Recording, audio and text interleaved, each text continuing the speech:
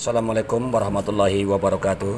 Kami dari Satlantas Polrestabes Palembang menghimbau kepada seluruh masyarakat, kepada pengusaha angkutan barang agar untuk memperhatikan keamanan keselamatan termasuk daya angkut ataupun dimensi kendaraan, karena sangat membahayakan keamanan keselamatan bila daya angkut sudah over maupun dimensi ketinggian dan lebar, karena sudah melanggar aturan Undang-Undang Nomor 22 2009 di pasal 169 ayat 1 yonto pasal 307 berkaitan dengan tidak mematuhi ketentuan mengenai tata cara pemuatan daya angkut dimensi kendaraan.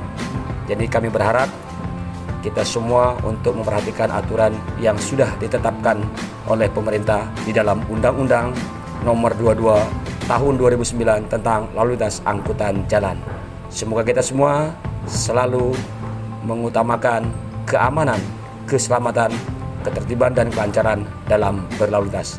Terima kasih. Wassalamualaikum warahmatullahi wabarakatuh.